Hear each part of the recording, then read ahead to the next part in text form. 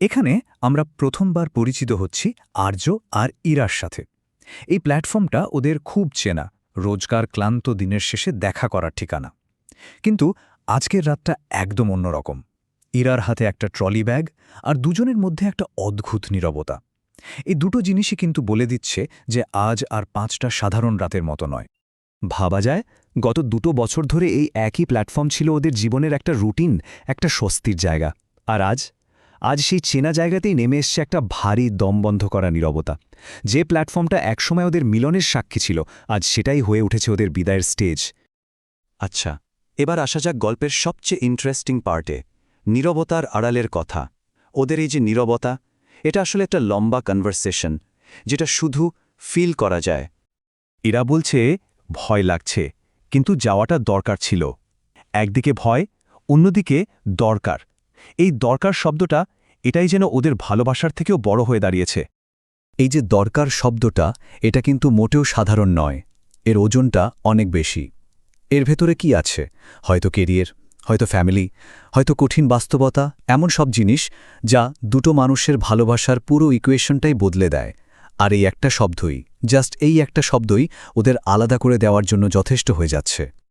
আর যখন ইরা বলে যাওয়াটা দরকার ছিল, তখন আর্যর মনে যে প্রশ্নটা আসে, সেটাই হয়তো এই গল্পের সবথেকে গভীর যন্ত্রণা। আমি কি যথেষ্ট ছিলাম না? ভাবুন একবার, এই প্রশ্নটাও মুখে বলতে পারছে না, কিন্তু ওর ভেতরে, ওর সমস্ত অস্তিত্ব জুড়ে শুধু এই প্রশ্নটাই বারবার ঘুরে ফিরে আসছে। তো এবার আমরা গল্পের একদম ক্লাইম্যাক্সে, বিদায় বেলার সংবাদ। শেষ মেট্রোটা স্টেশনে ঢুকছে, আর ঠিক তখনই ওদের মধ্যে শেষবারের মতো কয়েকটা কথা হয়। ট্রেনটা প্রায় চলে এসেছে। ঠিক সেই মুহূর্তে ইরা জিজ্ঞেস করছে, আমরা কি একদিন আবার দেখা করব? এই প্রশ্নটার মধ্যে না ভয় আছে, আশা আছে, আবার একটা অনিশ্চয়তাও আছে। ও যেন শেষ চেষ্টা করছে একটা ছোট্ট আশার সুতো আঁকড়ে ধরার। এবার আর্যর উত্তরটা শুনুন। দেখা তো হবেই। এই শহরে, এই ভিড়ে মানুষ বারবার দেখা পায়। প্রথমে শুনলে মনে হবে, আরে এ তো একটা অ্যাসিওরেন্স, তাই না? কিন্তু একটু গভীরে ভাবুন তো, এটা কতটা ইম্পার্সোনাল একটা উত্তর। আর সবচেয়ে বড় ব্যাপার কি জানেন? এরা কিন্তু উত্তরটার আসল মানেটা ঠিকই ধরে ফেলেছিল। ও আর একটাও প্রশ্ন করেনি। আর্যর এই সুন্দর করে গুছিয়ে বলা উত্তরটাই আসলে ওদের আনুষ্ঠানিক বিদায় জানিয়ে দিল। আর এরপর দুজনের শেষ কথা, ভালো থাকিস। ব্যাস, কোনো অভিযোগ নেই, কোনো ড্রামা নেই, কিচ্ছু না। শুধু একে অপরের জন্য একটা শান্ত, নীরব উইশ। এই একটা শব্দেই যেন ওদের সম্পর্কের গল্পটা শেষ হয়ে গেল। তো ট্রেনটা চলে গেল। এরপর পড়ে থাকে একটা ফাঁকা প্ল্যাটফর্ম আর একটা রেশ, একটা প্রতিধ্বনি। চলুন এবার দেখি এই শব্দহীন বিদায়ের এফেক্টটা ঠিক কেমন ছিল। আর্য ফোনটা বের করে। স্ক্রিনে সময় দেখাচ্ছে 11:47। এই যে 11:47, এটা কিন্তু বেরো একটা টাইম না।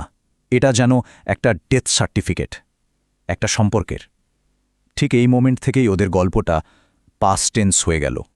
আসলে একটা সম্পর্ক শেষ হওয়া মানে তো শুধু দুজন মানুষ আলাদা হয়ে যাওয়া না, তাই না? এর মানে হলো ওদের ছোট ছোট হাজারটা রুটিন মরে যাওয়া। যেমন এরপর আর কোনোদিন রিচড বা পৌঁছালাম লেখা মেসেজটা আসবে না। ওদের আর কখনো একসাথে লেট নাইট মেট্রোতে বাড়ি ফেরা হবে না। দিনের শেষে এই যে ছোট ছোট মুহূর্তগুলো, এগুলোর শেষ হয়ে যাওয়াটাই হয়তো সবচেয়ে বেশি কষ্ট দেয়। আর ঠিক এখানেই আমরা গল্পের একেবারে মায় বক্তব্যে চলে আসি।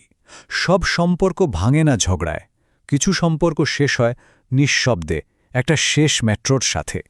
মানে কি অসাধারণ একটা লাইন, তাই না?